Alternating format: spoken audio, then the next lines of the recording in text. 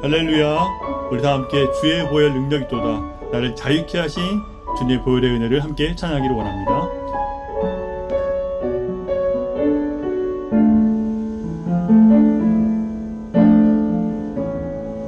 나를 죄로부터 자유케 하셨네. 시험을 이기고 승리를 얻었네. 갚을 수 없는 사랑으로 나를 채우시네. 할렐루야. 주 보혈 능력이 있도다. 주의 보혈 능력이 있도다. 주의 피 믿으오. 주의 보혈 그 어린 양의 매우 귀중한 피로다. 또다시 초라하게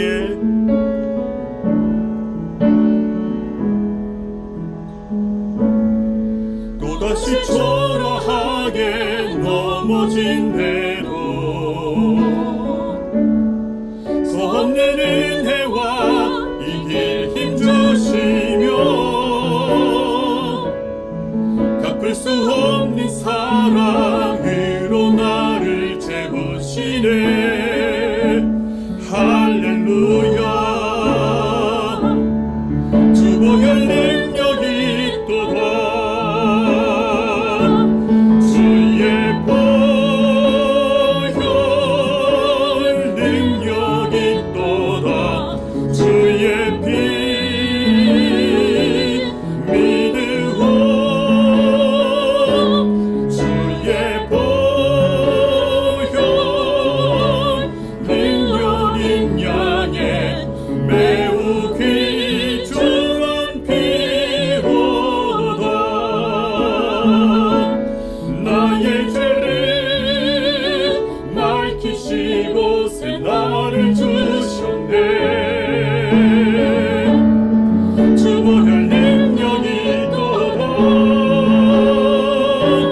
이 사랑 날마다 나에게 찬송 주님. 놀라운 능력이로다. 주의 보혈 주의 보혈 능력이 있도다. 주의 피 믿으오. 주의 보혈 그 어린 양의 매우 귀중한 피로다. 주의 보혈 주의 보혈 능력이 있도다. 주의 피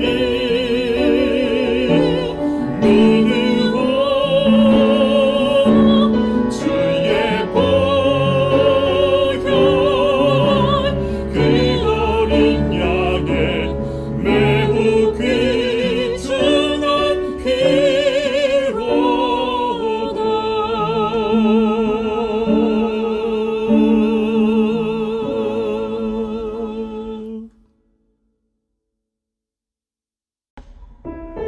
우리 이번에는 힘차게 죄에서 자유롭게 함은 우리 박수하면서 찬양하면 좋겠습니다. 죄에서 자유를 얻게 하는 보혈의 능력. 주의 보혈 시험을 이기는 승리되니 참 놀라운 능력이. 육체의 정욕을 이길 힘을 육체의 정욕을 이길 힘을 보혈의 능력. 주의 보혈 정결한 마음을 얻게 하니 참 놀라운 능력이로다. 주의 보혈 능력이 있도다. 주의 피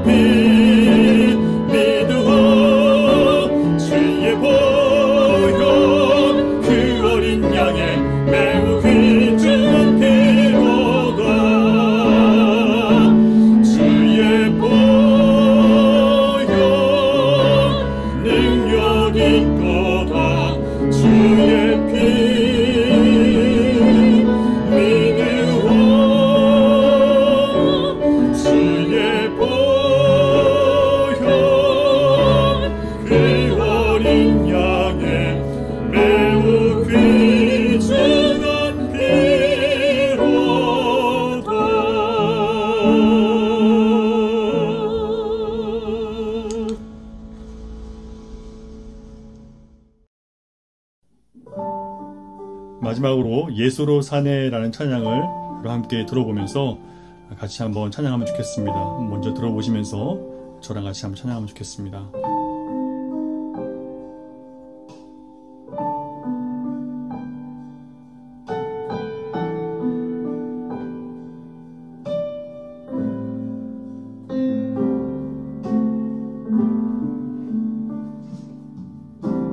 알 수 없는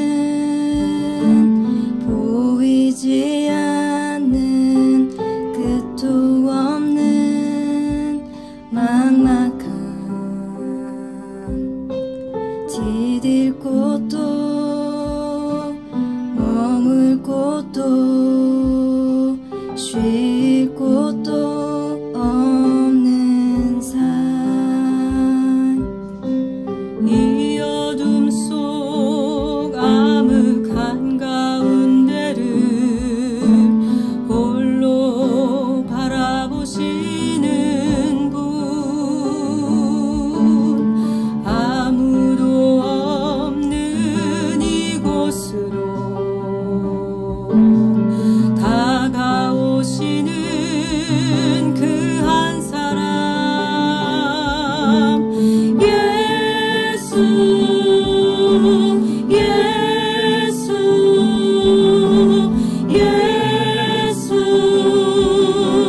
살리시는 분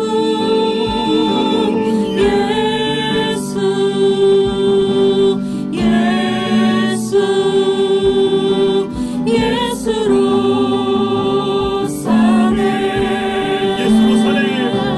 예수로 사네 그 힘으로 서네 예수와 가네 그의 길로 걷네 그 안에서 보네 그 영광을 보네 예수로 예수의 삶으로 사네 예수로 사네 그 힘으로 사네 예수와 가네 그의 길로 걷네 그 안에서 보네 그 영광을 보네 예수로 예수의 삶으로 사네 예수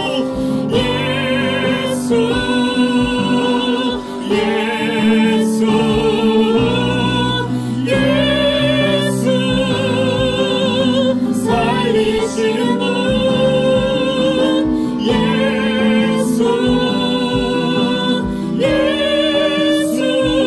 예수로 예수의 삶으로 예수로 사네 그 힘으로 서네 예수와 가네 그의 길로 걷네 그 안에서 보네 그 영광을 보네 예수로 예수의 삶으로 사네 예수로 예수의 삶으로 사네 예수로 예수의 삶으로 사네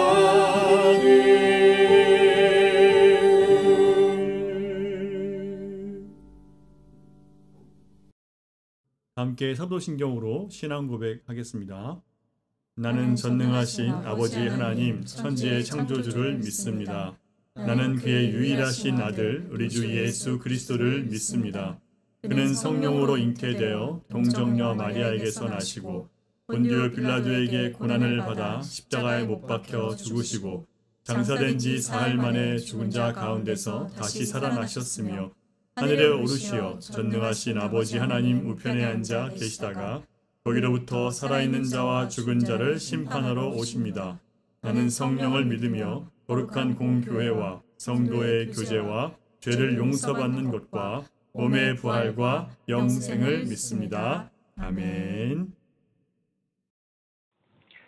언제나 변함없이 우리와 함께 하시며 동행하시는 하나님 아버지, 이 땅에 수없이 많은 사람들이 전염병과 바이러스로 인해 많은 걱정과 근심 속에서 살아가지만 주님을 삶의 주인으로 모시고 사는 저희에겐 이 세상의 그 어떤 위협이나 어려움도 우리를 위협할 수 없음을 고백하며 감사드립니다. 우리에겐 이 세상이 그저 잠깐 있다 사라지는 안개와 같은 허무한 곳임을 알기에 하나님께서 저희들에게 허락하신 이 땅의 날들을 의미 없이 살아가지 않고 하나님께서 원하시는 사명을 감당하며 살아가는 저희들이 되기를 소원합니다. 온 세상에 퍼진 전염병을 바라보면서 이것이 하나님께서 우리에게 주시는 하나님의 경고이며 우리가 회개하며 주님께 돌이키기를 원하시는 아버지 하나님의 분명한 뜻을 깨닫습니다. 겸손하게 주님 앞에서 우리의 교만함과 하나님이 아닌 세상을 더 의지하며 살아온 우리의 모습들을 회개하오니 주님 이 시간 저희들을 용서하여 주시옵소서.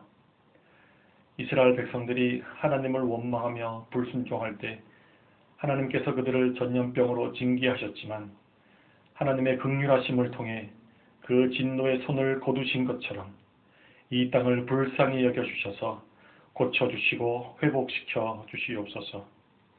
이번 기회를 통해 우리의 영원한 중보자가 되신 예수 그리스도의 복음이 더욱더 확장되며 전해질 수 있는 기회가 되게 하여 주시고 이 일에 또 귀하게 쓰임받는 열린 시온 교회가 되게 하여 주시옵소서.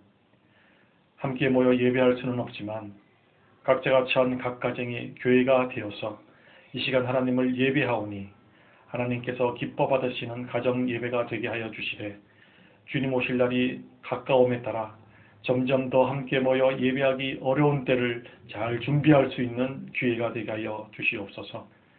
각 가정의 영적 가장을 세워주시고 그 가정의 영적 필요를 공급할 수 있는 믿음과 열심도 허락하여 주시옵소서. 교회에 연로하신 분들의 건강을 지켜주시고 특별히 육적인 연약함을 가지고 하나님께 기도하는 지체들의 기도에 응답하여 주셔서 강건한 모습으로 다시 만나 함께 예배할 수 있는 은혜를 허락하여 주시옵소서. 이 시간 말씀 전하실 목사님께 새 힘과 능력을 공급하여 주셔서 이 어려운 때에 하나님의 뜻을 전달하기에 부족함이 없도록 성령님의 충만함을 더딥혀 주시고 그 말씀 앞에 우리들의 모습을 발견하며 주님이 원하시는 모습으로 한 사람 한 사람 세워질 수 있는 은혜를 허락해 주시옵소서. 우리 가운데 함께 하셔서 우리의 예배를 기쁘게 받아주시는 주님을 찬양하며 예수님의 이름으로 간절히 기도드립니다. 아멘. 교회 소식 알려드리겠습니다. 여러분 화면을 참조하시면 되겠습니다. 자가격리가 5월 12일까지 연장되는 것으로 그렇게 제가 알고 있습니다. 가정예배와 기도 생활로 영적으로 깨어 준비하는 주님의 신부가 되시기를 바라고요. 말씀으로 남은 기간 동안 승리하시기를 주님의 이름으로 축복합니다. 수요 재직 세미나는 계속해서 자료가 말씀으로만 페이스북에 올라가고 있습니다. 여러분 수요일 저녁 6시 30분부터 다운로드가 가능하니까 다운로드 받으셔서 가족들과 함께 예배하는 시간을 가지시면 좋겠습니다. 지난주에 출산한 안디 자매 제왕절개를 통해서 수술을 하고 출산했기 때문에 몸이 많이 아픈 상태입니다. 하나님께서 그 몸을 빨리 회복시켜 주시도록 여러분 같이 기도해 주시면 좋겠고요. 엘라가 지금 병원에 입원해 있는 상태입니다. 하나님께서 엘라를 빨리 회복시켜 주셔서 가정으로 돌아가서 함께 부모님 안에서 건강하게 잘 자랄 수 있도록 여러분 기도해 주시기 바랍니다. 이상입니다. 오늘 주시는 하나님 말씀은 구약성경 이사야 26장 11절부터 21절까지 말씀입니다. 구약성경 이사야 26장 11절부터 21절까지 말씀, 제가 가진 성경으로는 996면에 있습니다.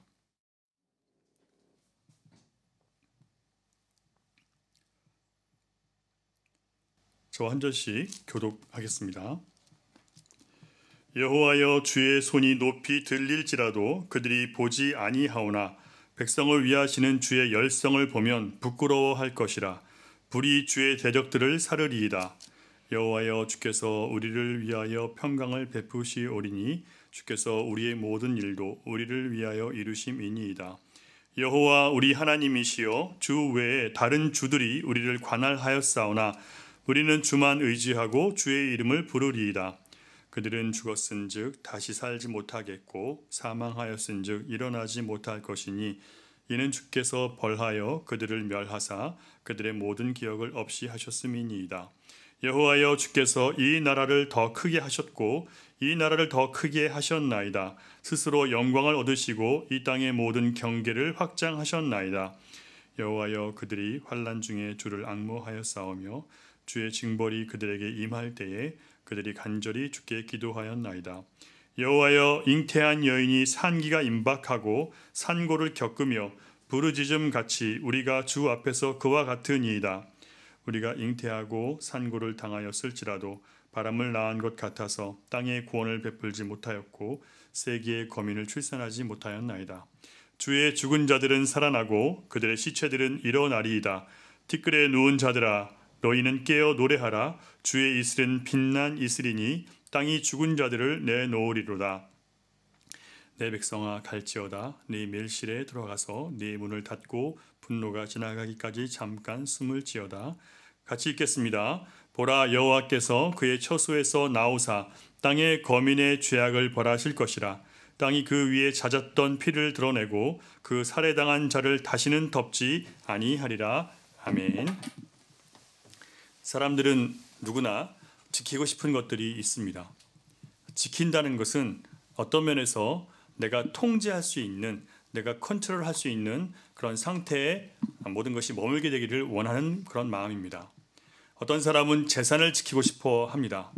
그래서 자기가 어느 정도 물질을 갖고 있어야, 여윳돈이 있어야 안심이 됩니다.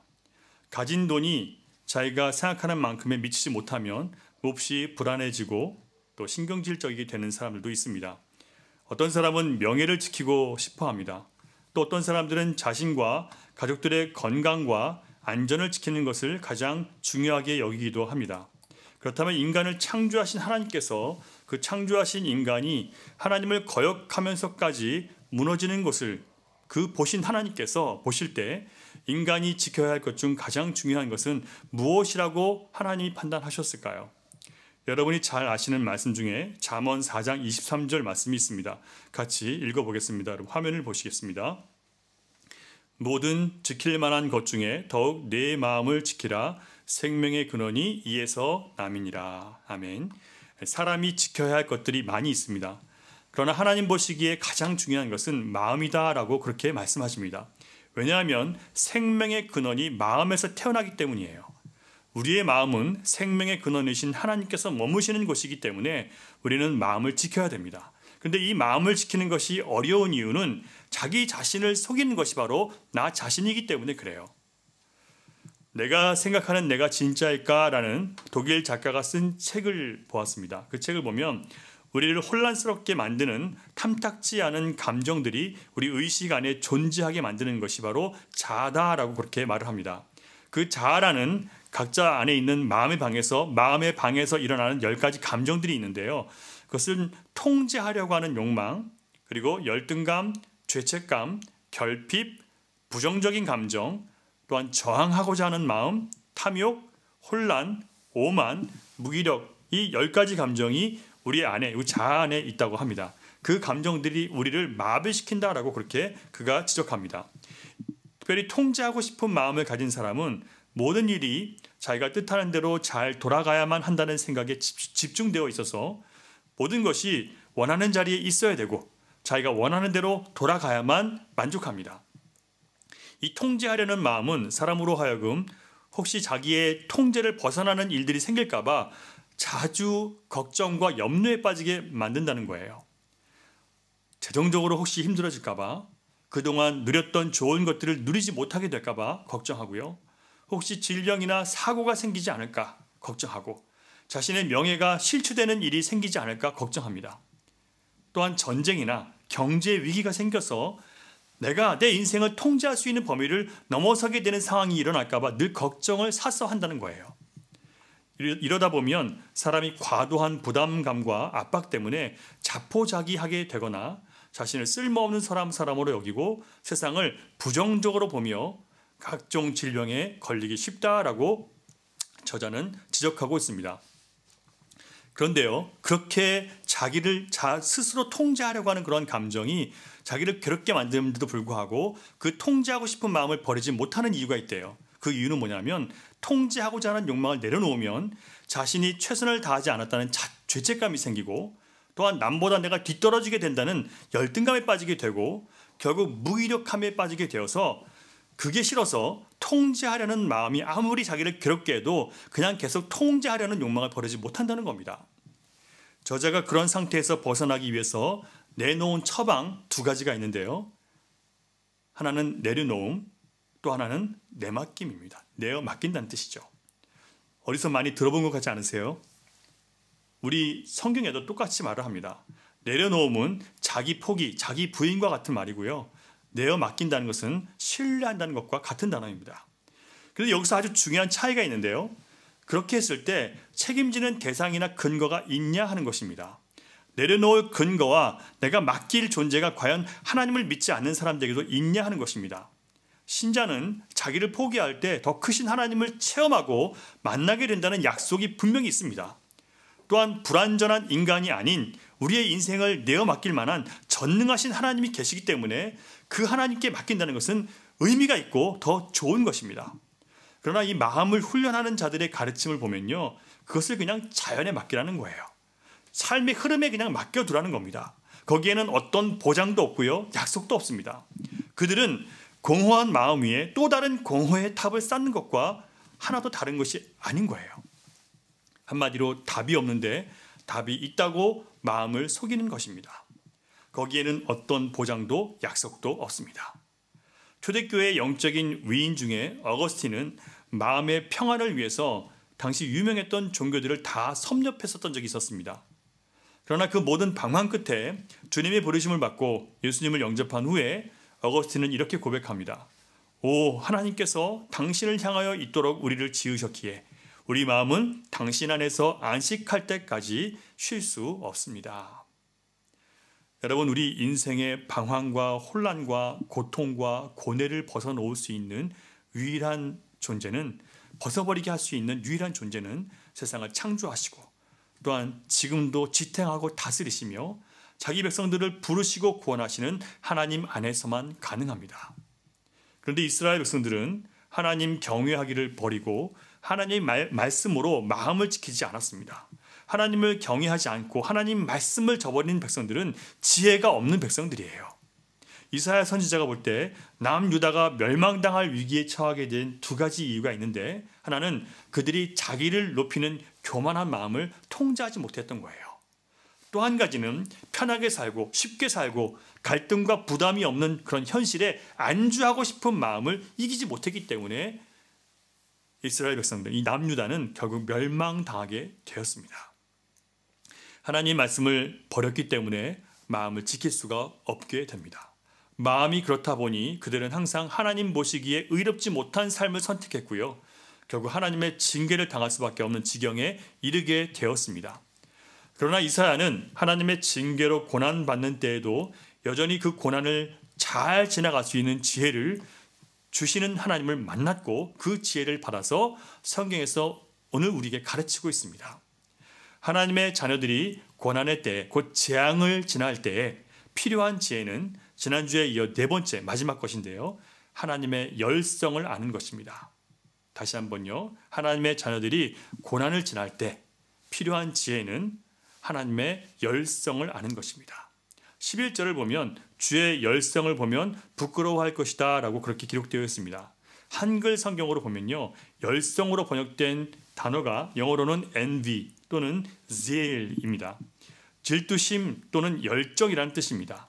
히브리어로 열성은 카나인데 성경을 보면 카나가 jealousy 또는 envy라고 번역되어서 하나님의 질투라고 번역한 구절들이 나옵니다. 출애굽기 20장 5절을 보면요, 하나님께서 자신을 질투하는 하나님이라고 소개하십니다. 출애굽기 34장 14절에서도 너는 다른 신에게 절하지 말라. 여호와는 질투라 이름하는 질투의 하나님이니라 라고 그렇게 스스로 자신을 선포하십니다. 신명기 4장 24절을 보면요. 네 하나님 여호와는 소멸하는 불이시요 질투하시는 하나님이시니라 라고 그렇게 또 가르치고 있습니다. 하나님은 하나님의 여러 가지 이름들 중에 그 존귀하고 놀라운 여러 가지 이름 중에 우리가 꼭 기억해야 될 이름으로 질투의 하나님이라고 그렇게 스스로 자신을 선포하십니다. 그 질투가 다르게 번역된 것이 바로 오늘 우리가 읽은 열성입니다. 영어로는 제일이고 스페인어로는 셀로입니다. 이사야 9장 7절을 보면 만군의 여호와의 열심히 일을 이루시리라 라는 그런 구절이 있습니다. 여기서도 히브리어로 똑같이 카타라는 단어를 쓰지만 그런데 열심, 열성으로 번역합니다. 질투가 아니라 열심, 열성으로 번역됩니다. 하나님은 사랑 때문에 사람을 지으셨고요. 사랑 때문에 이스라엘을 선택하셨습니다. 사랑 때문에 구원하셨고 사랑 때문에 하나님의 백성들도 하나님을 사랑해야 된다라고 말씀하셨습니다. 사랑은 서로에게 연합되는 거고요. 서로에게 충성을 요구할 수 있는 것이고 서로에게 열심을 요구할 수 있고 서로에게 열심을 내야 되는 것입니다. 그래서 만일 서로 사랑하던 사람 중 하나가 변심해서 한눈을 판다면 질투하는 것은 당연한 것입니다. 그래서 하나님은 우리가 다른 것을 바라보고 다른 것을 향해 마음을 품으면 질투하십니다. 그 질투는 인간의 질투와는 다릅니다. 하나님의 질투는 그 사랑하는 영혼을 사탄에게 빼앗겨서 멸망당하는 것을 원하시지 않기 때문에 하시는 질투예요. 반면에 사람의 질투는 집착과 소유욕에서 나오는 것입니다. 인간의 질투는 대개의 경우 관계를 더욱 어렵게 만들고요. 회복하지 못할 상태까지 끌고 가게 됩니다. 하지만 하나님의 질투는 우리 영혼을 살리는 질투이고 거룩하고 순결하게 만드는 질투입니다. 차원이 다른 질투죠. 자, 그렇다면 오늘 우리가 꼭 배워야 할 것이 있습니다. 이 하나님의 질투, 곧 하나님의 열성이 우리 안에 어떤 일을 하셨는가? 이것을 꼭 배워야 됩니다. 두 가지 말씀을 드리겠습니다.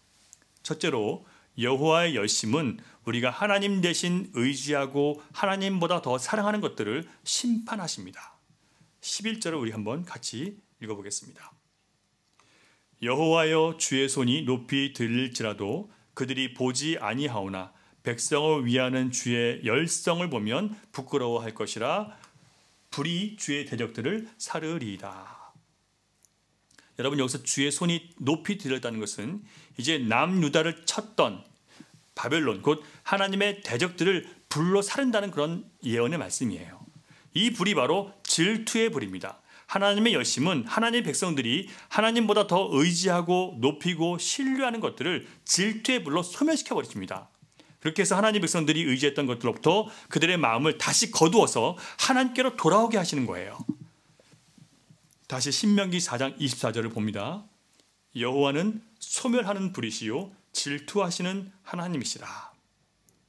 여러분 자기 백성을 사랑하는 하나님의 열심은 우리의 마음과 생각을 하나님으로부터 멀어지게 하는 모든 것들에 대해서 질투하셔서 소멸하는 불, 곧 질투의 불로 태워버리신다는 거예요.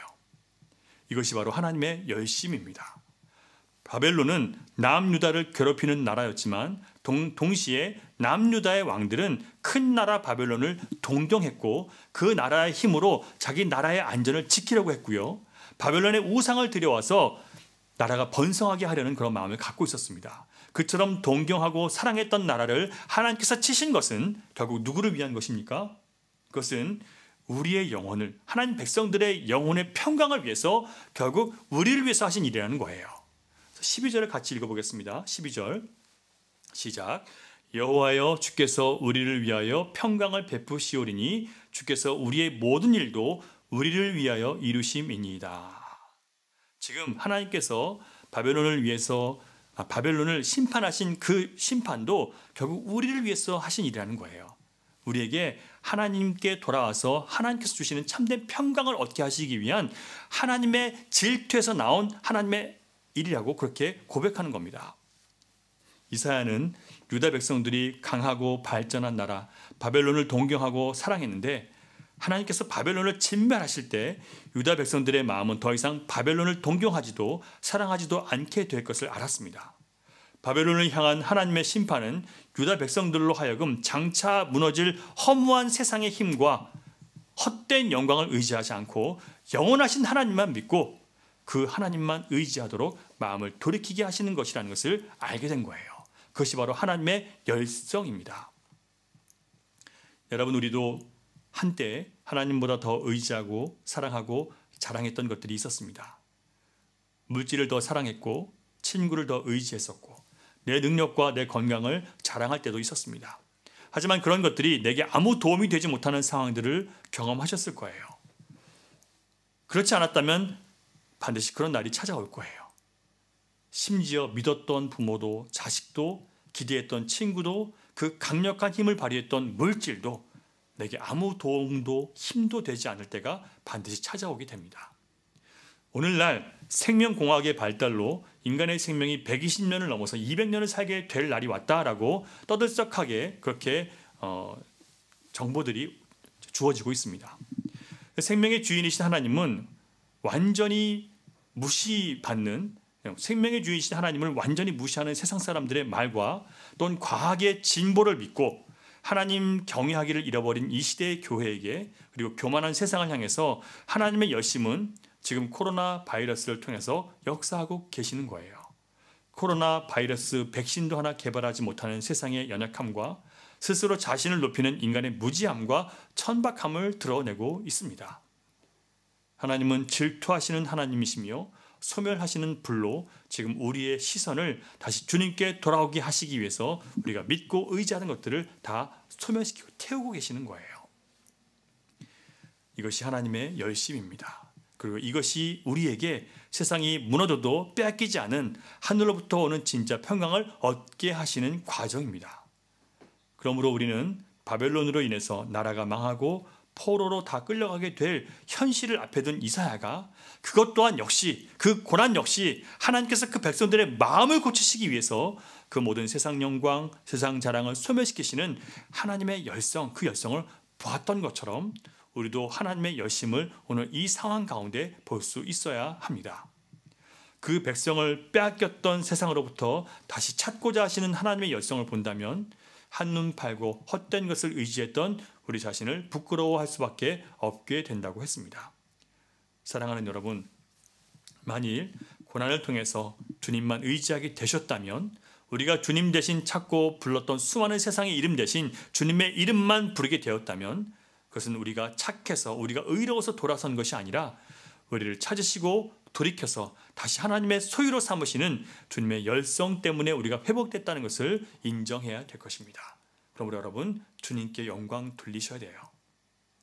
두 번째로, 이 하나님의 열성이 우리 안에서 하는 일은 우리 안에서 하나님의 통치를 확장시켜 가시는 것입니다. 15절을 같이 한번 읽겠습니다. 15절 시작. 여호와여, 주께서 이 나라를 더 크게 하셨고 이 나라를 더 크게 하셨나이다. 스스로 영광을 얻으시고 이 땅의 모든 경계를 확장하셨나이다. 여러분, 하나님께서 그 고난의 상황들을 통해서 주님의 나라를 더 크게 하시고 확장하셨다는 거예요. 사실 우리는 주님을 믿는다는 것이 무엇인지 잘 모르고 살아왔습니다. 그냥 예수 믿으면 복받고 건강해지고 자녀들 잘 자라주고 오래 살고 뭐 이런 아주 세상적인 것들을 믿음의 대가와 보상으로 받으려고 그렇게 생각하며 믿고 살아왔습니다. 그런데 성경은 우리가 예수 그리스도를 주와 그리스도로 영접하는 것이라고 분명한 믿음이 무엇인지를 가르쳐주고 있습니다. 하나님을 주님이라고 부르는 것은 이제 나라는 존재의 주인이, 내가 더 이상 주인이 아니고 내가 통치자가 아니라는 거예요. 이제 주인이 바뀌었고 통치자가 바뀌었다는 고백입니다. 그래서 전에는 아무렇지도 않게 내가 주인 되었을 때 행했던 일들이 주인이 바뀌고 나니까 떳떳하지 못하고 마음이 괴롭게 됩니다. 이처럼 우리 안에 하나님의 통치가 더욱 확장되어 가는 것이 바로 하나님의 열성이 우리 안에서 하는 일입니다. 고난을 통해서 우리 자아를 꺾으셔서 하나님의 통치 안으로 들어가게 만드시는 것이 바로 하나님의 열심입니다. 우리가 하나님의 통치를 받기 시작하면요, 과거에 내가 통제하려고 했을 때, 나를 스스로 내가 통제하려고 했을 때 날 교만하고 자만하게 만들거나 반대로 비교의식 속에서 좌절하게 만들었던 것들이 더 이상 힘을 쓰지 못하게 됩니다. 왜냐하면 하나님은 내가 잘하건 못하건 그것으로 나의 행위로 나를 사랑하시거나 반대로 그것으로 그 사랑을 거두시지 않기 때문입니다. 이스라엘이 행위로 하나님을 그렇게 모욕했건만 하나님은 그들을 징계로 낮추셨지 또 새롭게 하셨지 버리시지는 않으셨습니다. 여러분, 고난을 통해서 또 재난을 통해서 우리가 주장하고 통제하려고 했던 모든 것들이 얼마나 부질없는 것인지 얼마나 헛된 일이었는지를 알게 되었다면 이제 우리는 그 모든 부분들을 하나님의 완전한 통치하심에 맡겨 드려야 됩니다.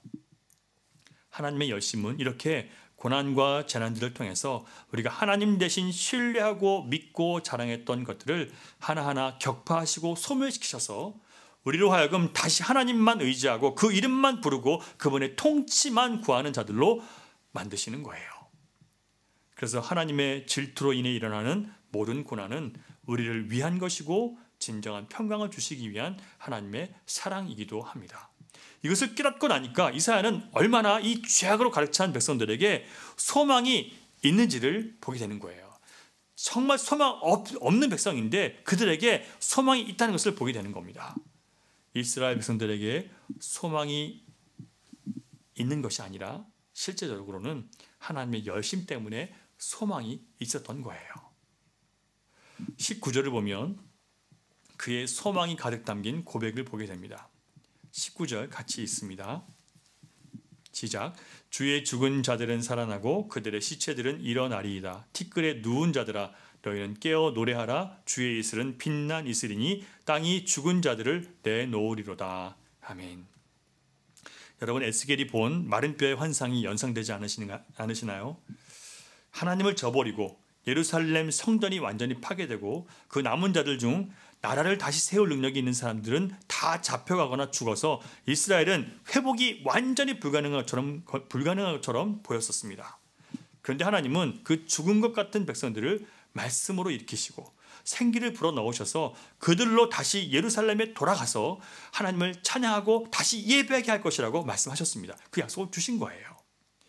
유다 백성들로서는 그 일을 할 수 없습니다. 왜냐하면 이미 죽었기 때문에. 하지만 전능하신 하나님을 의지하고 그 이름으로 부르짖는 자들을 통해서 하나님은 능히 그 일을 이루실 수 있다는 거예요. 여러분, 이와 같은 믿음이 이 말씀을 듣는 우리에게 부어지기를 축원합니다. 주님은 이 고난의 시간들을 통해서 죽은 것 같았던 자들을 살려놓으실 것입니다. 교만했던 자들을 낮추실 거예요. 하나님 경외함을 잃어버리고 하나님 베푸신 은혜를 기억하지 않고 살던 자들로 다시 하나님의 이름을 부르게 할 것입니다. 다시 하나님만 의지하게 하시고 다시 하나님만이 오직 우리가 믿고 신뢰할 뿐이라고 고백하게 만드실 것입니다. 자, 그렇다면 이렇게 여호와의 열성으로 우리 안에서 이 거룩한 일을 하시는 주님을 우리가 정말 믿고 신뢰하고 돌이켰다면 이제 우리는 주님을 향한 그 마음을 지키기 위해서 우리가 해야 할 일들이 있습니다. 그냥 지켜지는 게 아니에요. 그냥 그 상태에서 우리가 계속 머무를 수 있는 게 아니라 우리가 그 마음을 지키기 위해서 해야 될 일들이 있습니다. 첫 번째로 여러분, 간절히 주님께 기도해야 됩니다. 또한 무엇을 위해서 우리가 간절히 기도해야 되는지를 배워야 해요. 16절을 보면요, 주의 징벌이 그들에게 임할 때에 그들이 간절히 주께 기도하였나이다. 여러분, 이 전염병 사태가 주님의 징계라고 믿으신다면 우리를 돌이켜서 주의 것으로 다시 회복시키시는 하나님의 섭리가 있다는 것을 여러분 믿으신다면 간절히 기도하셔야 됩니다. 어떻게 기도하시냐면요, 이전의 삶을 회개하고 이제는 하나님의 자녀로서 주님께 드릴 열매를 맺는 삶을 살겠노라고 결단하는 기도를 드리셔야 됩니다. 18절을 여러분 같이 보겠습니다. 18절 시작. 우리가 잉태하고도 산고를 당하였을지라도 바람을 낳은 것 같아서 땅에 구원을 베풀지 못하였고 세계의 거민을 출산하지 못하였나이다. 하나님은 이스라엘을 불러서 하나님의 백성이요 온 세상을 향한 제사장 나라라고 그렇게 불러주셨습니다. 하지만 이스라엘 백성들은요, 세상 가운데 하나님의 백성들이 얼마나 거룩하고 성결한지를 보여주지 못했어요. 그들이 오히려 세상과 타협하고 세상을 쫓았습니다. 하나님은 이스라엘 백성들을 통해서 하나님의 구원이 열방에 나타나게 하기를 원하셨습니다. 하지만 그들은 임신도 하고 출산을 앞두고 고통까지 당했지만 아기를 낳지 못했어요. 이것은 열방의 영혼을 권한 일을 하지 못했다는 뜻입니다. 그들이 우상을 숭배하고 그들이 세상을 추구했기 때문에 그래요. 신자가 세상을 추구하는데 누가 하나님을 바르게 알 수 있으며 구원을 얻을 수 있겠습니까? 그 부분에 대해서 회개하고 이제는 영혼 구원의 열매를 맺는 그런 백성이 되게 해달라고 기도했습니다. 이사야의 기도가 바로 오늘 우리의 기도가 되어야 합니다. 우리가 구별된 삶을 살아야 합니다. 그런데 그렇게 살지 못했어요. 그러므로 이제는 정말 구별된 하나님 백성의 삶을 살기를 원한다고 여러분 기도하셔야 됩니다. 우리가 세상과 다르게 경건하고 정직하고 의롭게 살아야 되는 것이 결국 하나님께 복을 받는 삶이라는 것을 보여줘야 되는데 그렇게 살지 않았단 말이에요. 영혼 구원의 열매를 하나님께 드리기를 원한다고 말은 하지만 우리가 복음을 증거하기 위해서 십자가를 지고 나를 희생하고 나를 내어드리는 그런 순종의 삶을 살지 않았기 때문에 이렇게 아무 영혼의 열매를 주님 앞에 드리지 못했던 겁니다. 이제 이것을 위해서 우리는 기도해야 됩니다. 두 번째로 우리가 주님을 향한 우리의 마음을 지키기 위해서 해야 할 일이 있습니다. 그것은 우리가 밀실에 들어가는 일입니다.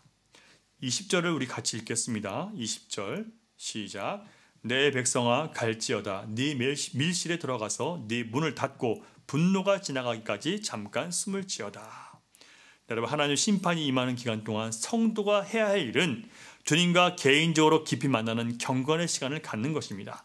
아무도 방해하지 않고 방해할 수 없는 그 시간을 여러분 만드셔야 돼요.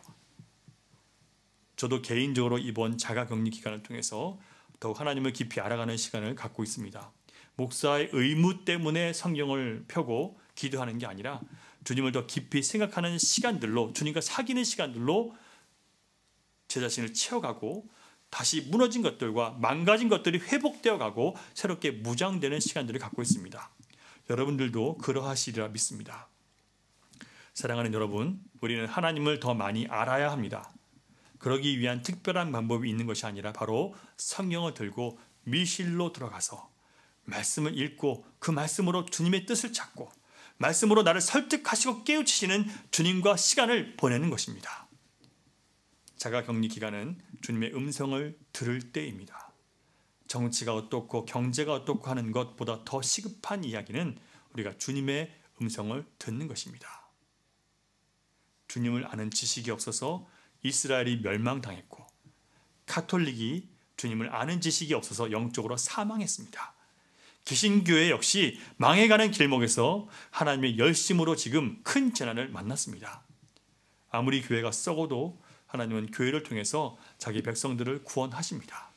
우리는 다시 주님 피값으로 사신 교회가 주님의 통치가 회복되도록 기도해야 합니다.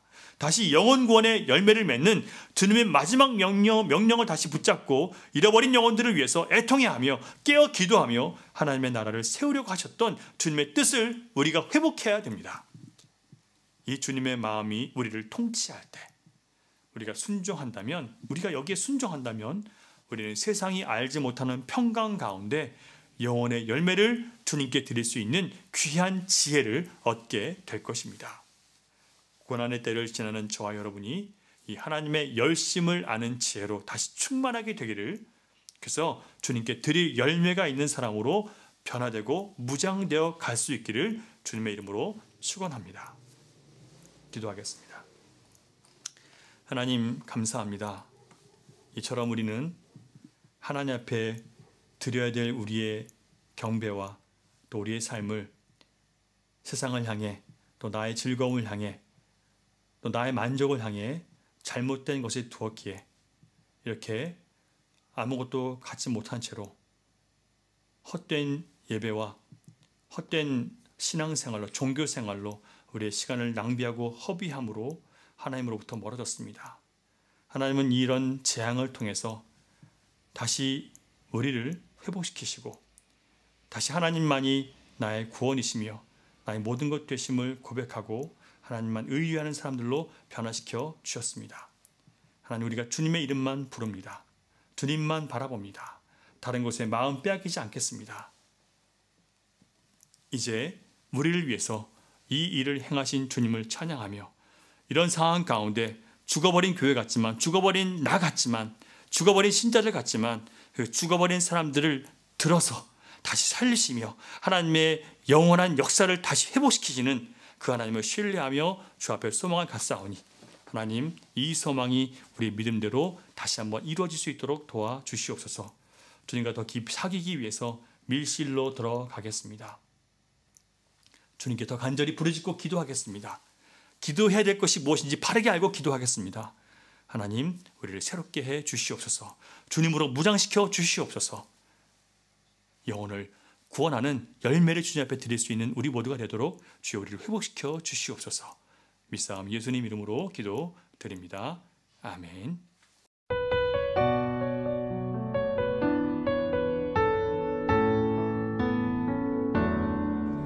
내게 허락하신 시련을 통해 나의 믿음 더욱 강하게 자라나고 험한 산과 골짜기 지나는 동안 주께 더 가까이 나를 이끄시네. 내가 겪는 시험이 어렵고 힘겨워도 내 주님보다 크지 않네. 내 앞에 바다가 갈라지지 않으면 주가 나로 바다 위 걷게 하니 나는 믿네. 주의 능력으로 내 삶 새롭게 되니 나는 믿네. 주의 능력으로 담대히 나가리라. 주와 함께 싸워 승리하리라. 날마다 믿음으로 나 살아가리. 날마다 믿음으로, 날마다 믿음으로 나 살아가리.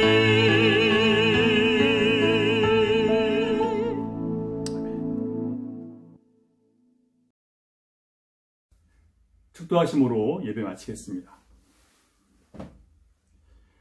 이제는 우리 구주 예수 그리스도의 크신 은혜와 아버지 하나님의 극진하신 사랑과 성령님의 감화, 감동, 교통, 역사, 위로, 인도하심이 재앙 가운데 오히려 세상을 구원하시는 하나님을 믿음으로 기다리고 하나님의 의를 배우고 그 의로운 삶을 살아내기로 결단하는 사랑하는 주님의 자녀들의 머리 위와 가정과 일터와 미래 가운데 흩어져 있는 열방의 교회와 선교지 가운데 이제로부터 영원토록 함께 하시기를 간절히 축원하옵나이다.